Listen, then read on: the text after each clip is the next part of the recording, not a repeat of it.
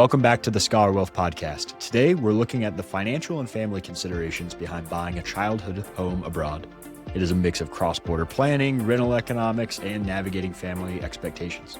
Then we shift to a question from a listener who has carried interest as part of their compensation. We break down how carry works, what makes it valuable, and how to plan for something that may or may not pan out for years. And in today's From the Field segment, we chat with Walker Strangis, founder of Walker Wine Company in Los Angeles. He has spent nearly 20 years working with rare wine collections, and he shares what families should know about building a collection with real long-term meaning and value. So let's jump in. I'm considering buying my family's home in Portugal for about 450,000 euros. It's the house my sister and I grew up in. She still lives in the same town, but she doesn't have the finances for the purchase. I would buy the property myself, rent it out, and have my sister manage the rental locally. I'd love to have the house for my kids to go visit someday. I think I can make this work with my financial plan, but my wife isn't so sure. What are your thoughts? We need to disentangle three major things that are going on here. We have the vacation home, we have the purchase with family related, and then you have the whole spousal alignment consideration, which is probably the biggest factor here, because that's going to be miserable if you both disagree completely on how you should spend 450,000 euros. At the end of all of this, that's going to be the one big driver. You both have to be aligned with this one, regardless of how much you have in net worth. But I assume since it is a conversation happening and being debated, it's not an insignificant amount. So the first then is the step back into the vacation home side of things. And this is something we've talked about before. We have to be really careful of trying to justify a vacation home as a source of income. Now, maybe you're able to offset some of the costs with rental income. You're adding complexity there to that income, maybe tax in both Portugal and the US. So there's some considerations, but we have to be careful about letting the emotional pull here of the childhood home blurring that financial decision of whether or not this is a good investment.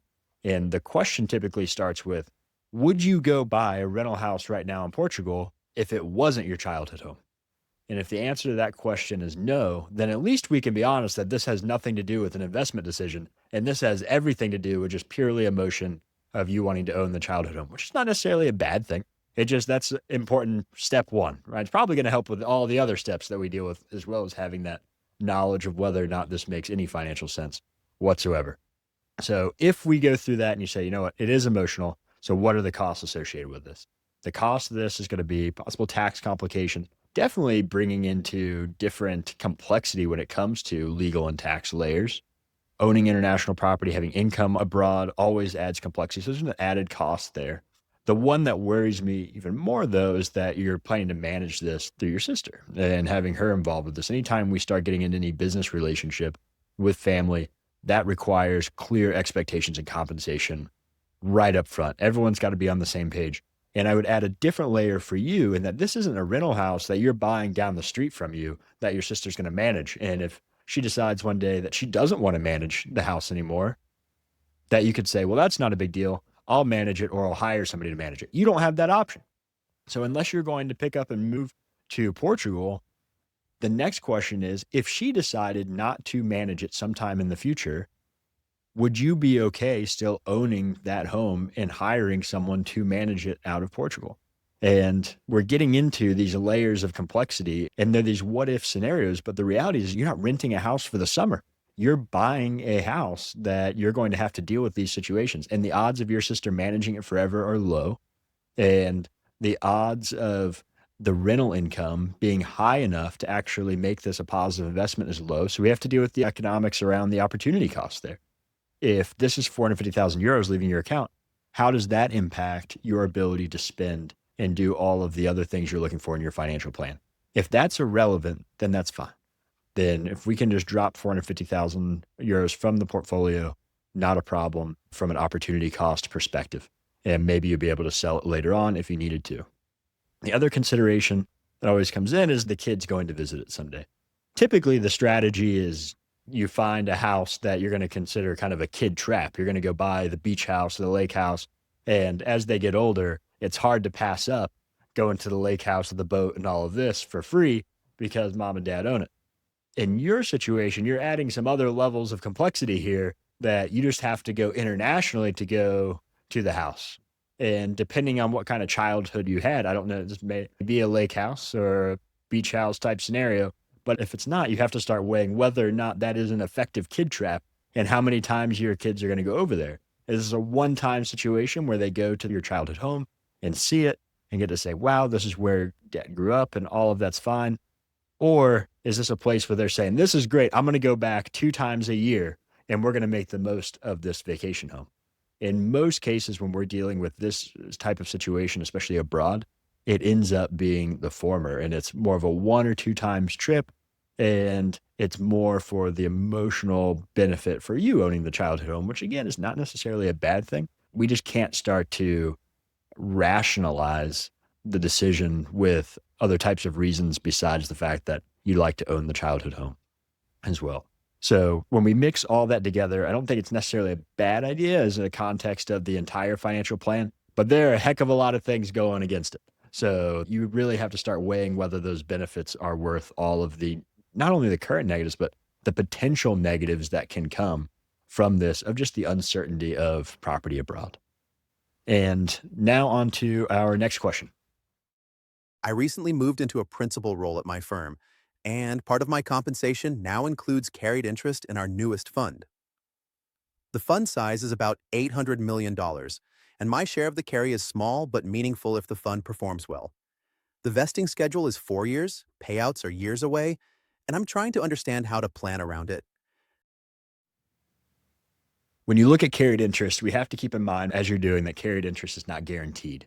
It's just going to be some share of the profits if and when things go well in the fund. So you're thinking about this right of we have this potential lump sum out in the future or annuity of cash flows out in the future that could materialize in a big way, but there's no guarantee for it. So how in the heck are you supposed to go and try to figure out how much you spend on college or when you can retire and everything with this much uncertainty out there?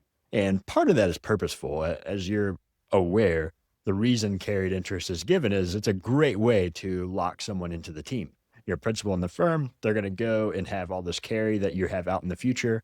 So the odds of you leaving is lower. Now, I will say in the past year or two, we've started to see a lot more movement of even if someone has the potential for carry out in the future, they are leaving the firms, going to different firms because they're worried about the carry in their initial firm materializing or the initial fund materializing. So remember, that's always an option. If you look at the fund and things aren't going well, moving to somewhere where you're going to have a higher probability of income is always a decent thing to keep in mind. So when you go into the vesting schedules, and that doesn't seem too crazy, you have plenty of time there. Payouts, probably my guess is 10, 15 years out on the high end, maybe around 7 or 8 years on the low end. So we've got some time, which means you're likely going to meet the long-term capital gains treatment of carried interest, which if you're receiving it is great. If you're a lawmaker, everyone loves to hate carried interest because of the capital gains treatment. Long-term capital gains on this, which ends up being a significant portion of income for you, is great from a tax perspective. So there's some big benefits out there. The way I would look at this from a cash flow perspective and a planning perspective is I would look first at when you model out what the future of your life looks like, what does it look like if none of this carry materializes? If none of it shows up and you're just getting your salary and bonus every year through your kids' college, through retirement, would that be okay? That would be the first thing. If that is not okay, then I would start increasing savings to a level that you would be okay retiring and comfortable with that amount of cash flow later on in retirement without the carried interest. And then we can go and start looking at scenarios of this is the base scenario, no carried interest, it can happen, everything works well.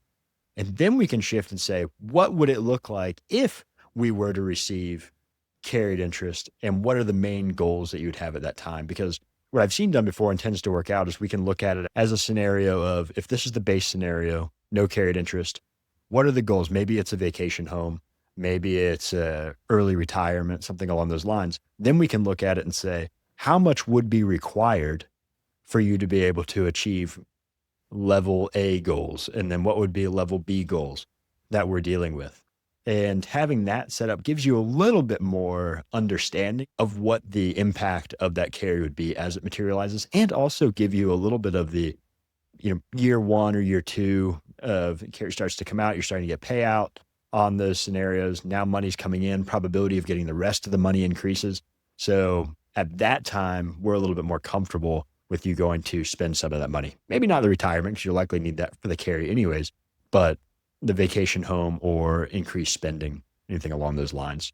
So just keep that concentration risk in mind, that not only are you dealing with the uncertainty of income in the future, but that is uncertainty of income in the future that is also tied to your career and current income as well, all tied to one strategy or one fund, which adds a ton of risk to a portfolio. It's an odd type of concentration risk. We typically see concentration risk in owning an individual stock. You have the exact type of risk that's here. It just materializes through profits as opposed to ownership.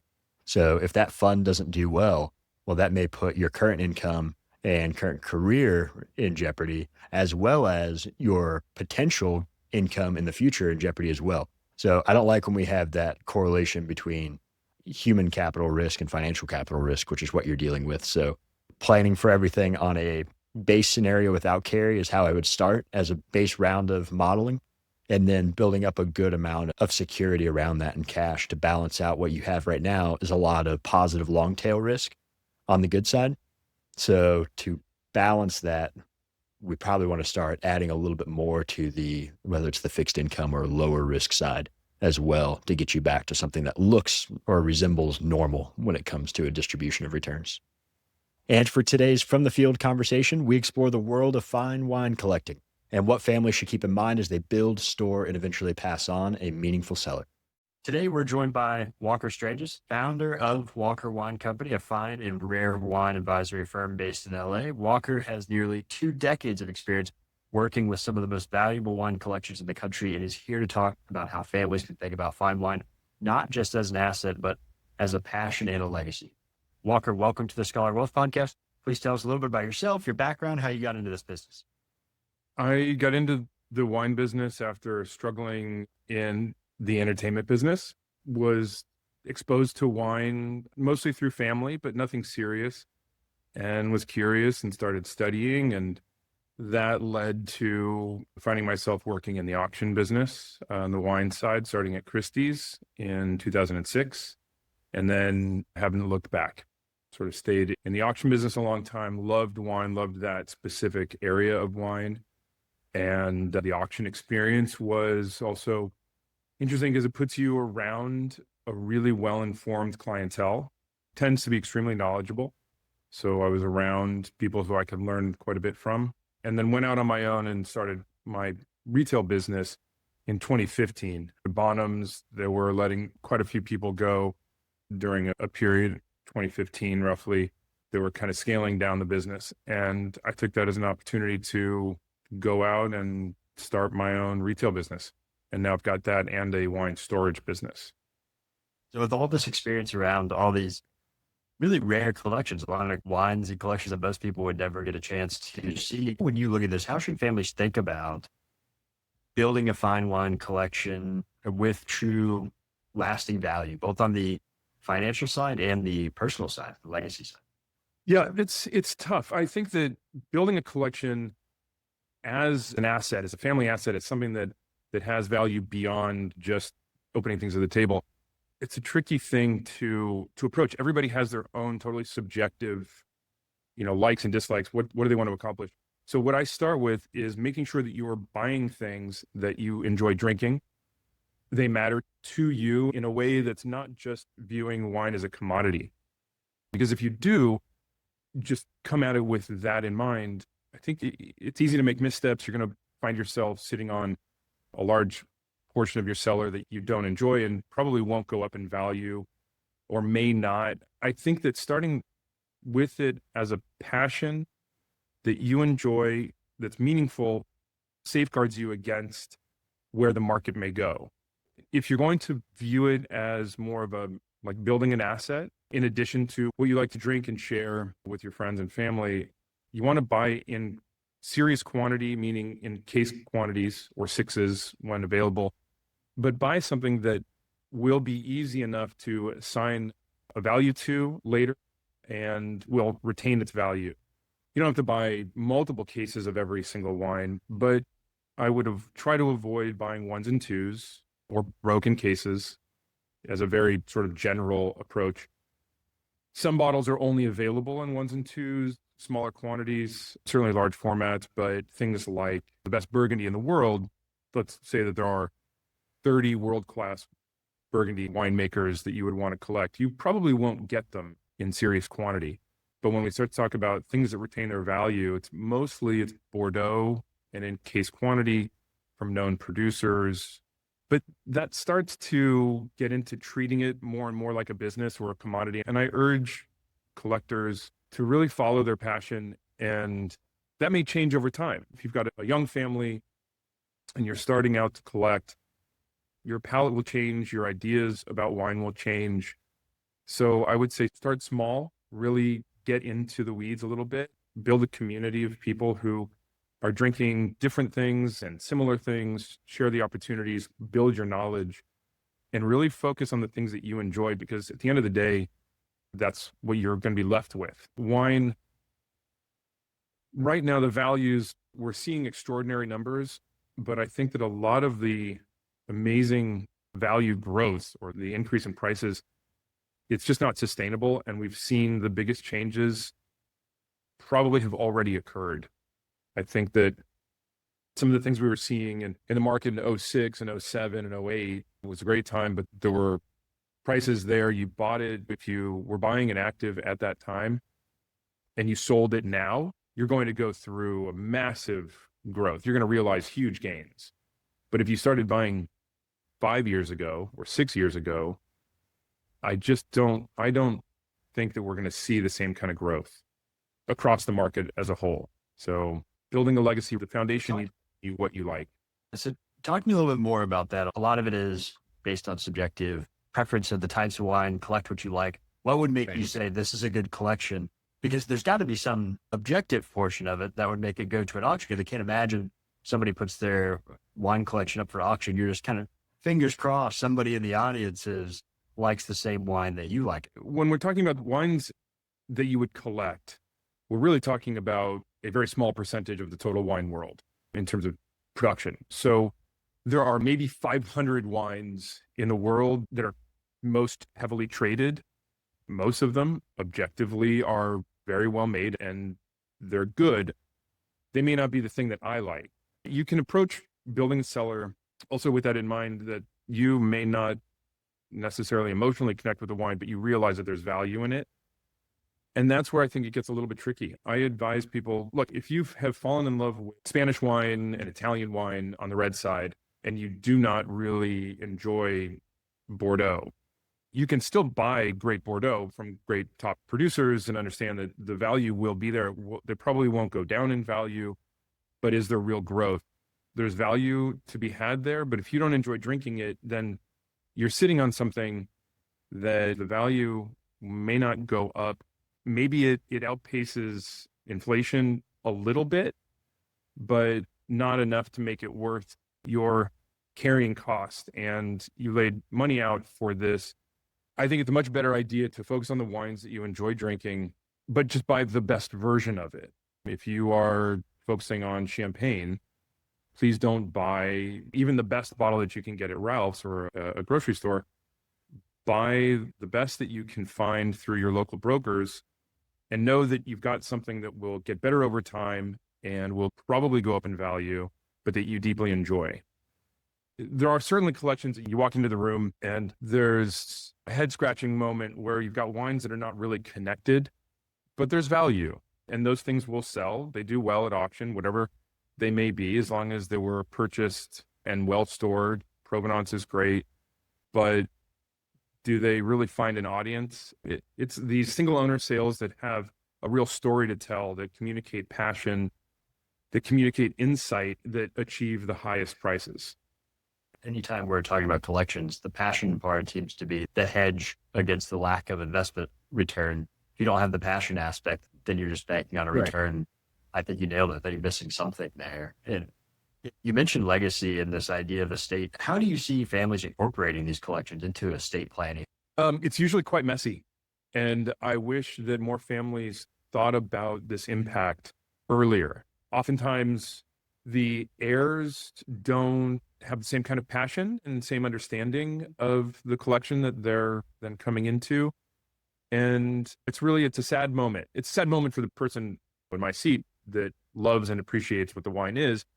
The person or the family who had built the collection, I may not ever have met that person. Maybe they've passed away, but I gained some kind of insight by looking through their wine. So I feel like you get to know somebody just a little bit through their collection, and you assign a value to it, and then you work with a family that's inheriting it. And oftentimes the conversation is, well, it was my parents' love, it was my father's passion project, and we don't know what to do with it because we don't share that same passion. So then it becomes, okay, what is the value? How do we assign a value? We've got to look at current market rates. And then there's a tax obligation. And oftentimes what is the easiest approach to this is, okay, sell the collection, offset the tax obligation. And at the end of the day, what have you done? It's a deeply meaningful part of your life when you become a wine collector at a certain level. And then this person collected oftentimes for decades, and then it goes away and it goes out in the auction world. And you think, how sad would that person be if they knew that this was the legacy? So with a little bit more thought and planning, I think that you can then understand, okay, what is the value and what would we like to do? Do we have to sell all of it? Do we only sell part of it? Do we not want to sell any of it? Have a conversation. And hopefully what you've done is built a real love and built a common language, a shared passion with the people inheriting the cellar, so that they are maybe less inclined to sell, more inclined to build on it and keep it going. But yeah, families need to talk about it, because the person who built the cellar has the most knowledge in the family, knowledge about pricing, where it came from, who they've enjoyed it with, how they came to really deeply understand this thing that is their passion. And then they probably will know or have an idea of the best way to get a maximum value from it. And the heirs may not. So it's about having a conversation with everybody is the best approach. I had a client tell me one time that they would never pass on that information because then their wife would know how much they spent on the collection. That is also a reality. There are a lot of people who are not interested in revealing their annual spend on wine. That's why I've got a storage business. There's a lot of people here who... No, it all makes sense. No, it all makes sense. How do you start finding these wines? What does that procurement process look like? From what I'm hearing here, if I wanted to have a serious collection, I just can't drive down to the local supermarket and go pick up a collection. Yeah, you really can't. But that's not to say that there are barriers to entry. Most people don't go to buy wine at auctions because they perceive there are barriers, there are minimums, they're going to spend far more than they're comfortable with, or there are just too many intricacies to the process and they don't want to have anything to do with it. The truth is, auctions are public. And we, on the auction side, would encourage people who know nothing about it to come in and allow us to explain the process so that it is more accessible.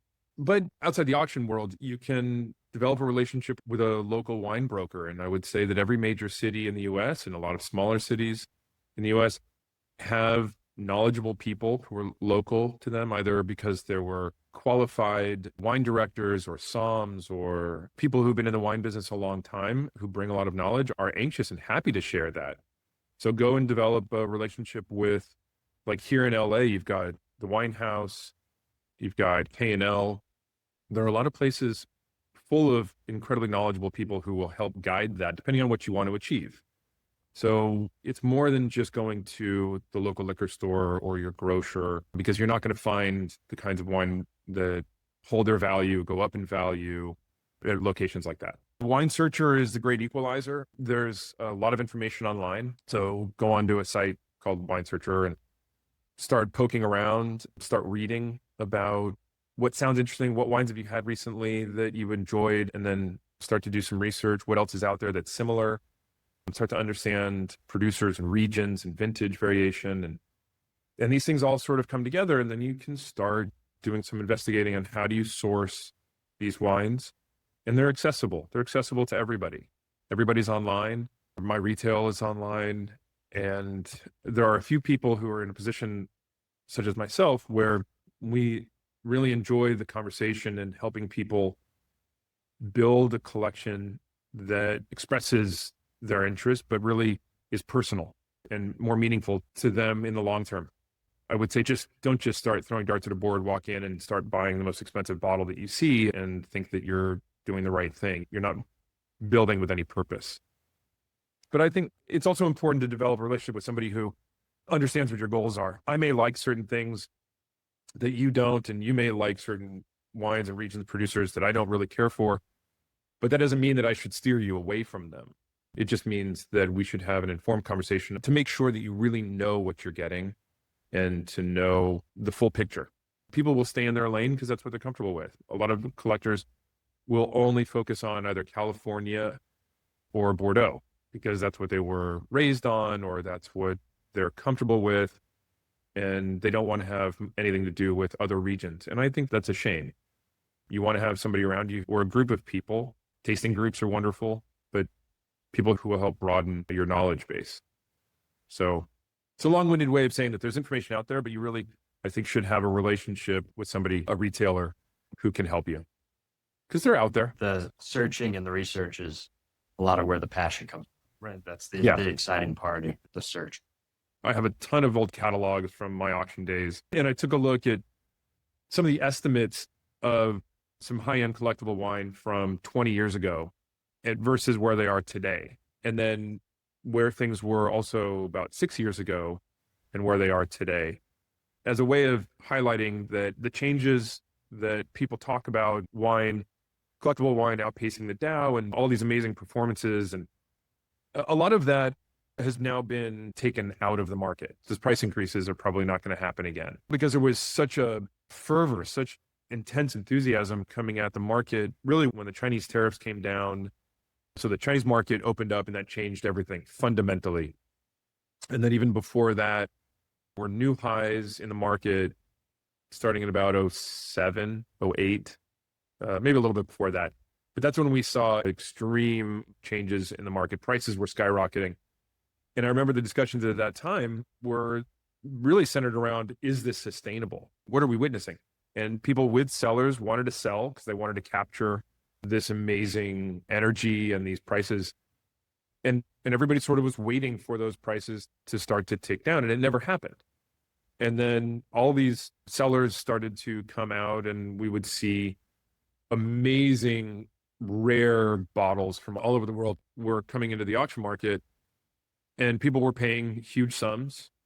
And then that sort of led to more speculation because then people are thinking, okay, well, who are these producers? What are they doing now? So I'll start buying them now, current release.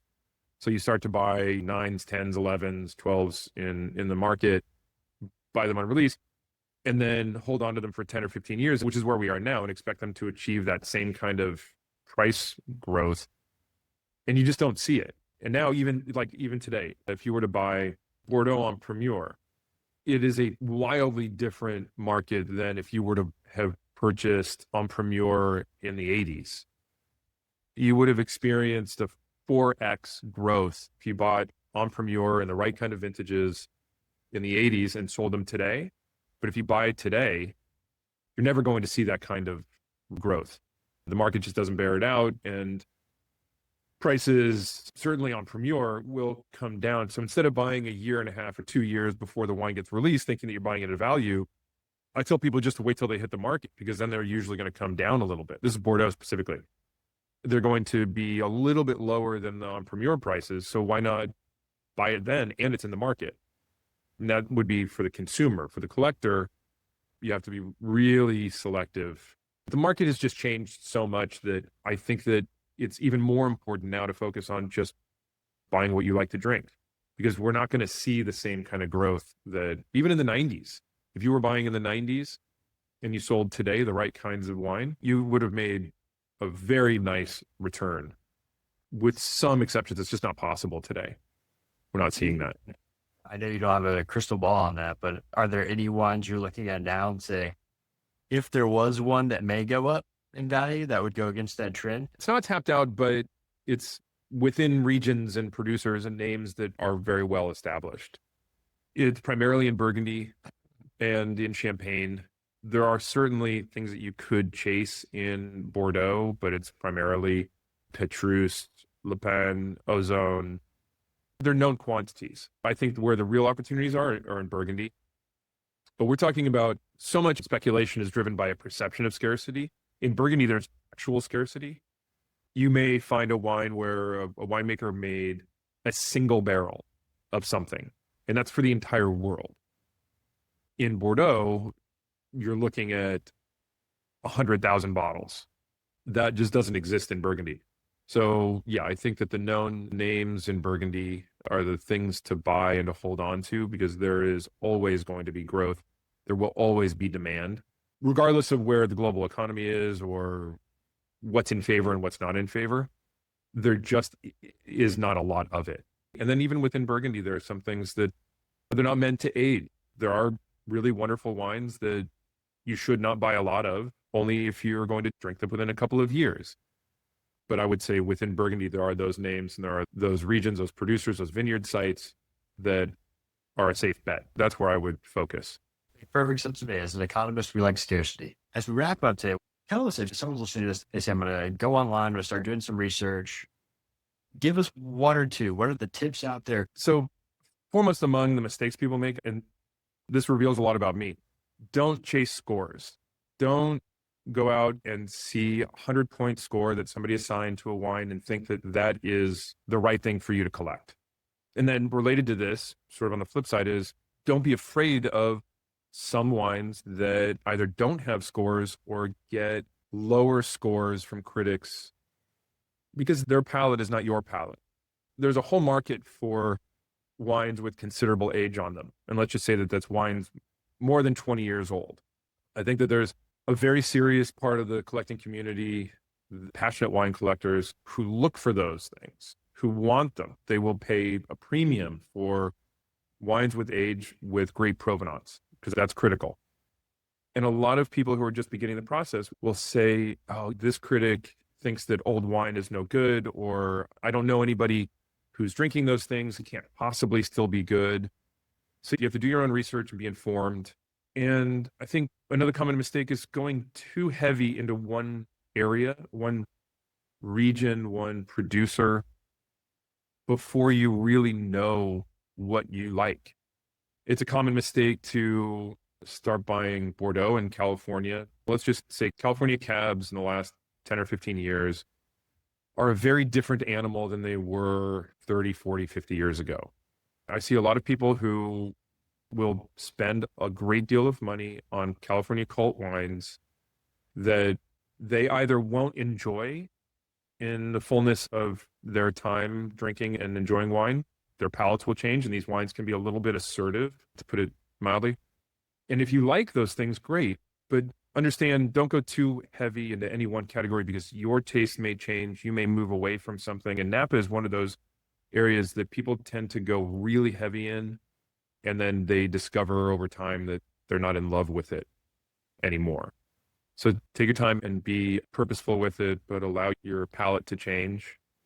Those are great tips for someone starting off there. Thank you so much for coming on today. Learned quite a bit there about the world of wine collecting. I appreciate it. Have a great rest of your day. Yeah, thank you very much. That's our show. Thanks for listening, and we'll see you next week. Like how we think about wealth? You can learn more about our approach at scholaradvising.com, where we work with high net worth families on personalized planning and strategy. The information provided in this podcast is for general informational and educational purposes only, and is not intended to constitute financial, investment, or other professional advice. The opinions expressed are those of the hosts and guests and do not necessarily reflect the views of any affiliated organizations. Investing in financial markets involves risk, including the potential loss of principal. Past performance is not indicative of future results. Before making any investment decisions, you should consult with a qualified financial advisor who can assess your individual financial situation, objectives, and risk tolerance. Thanks for listening.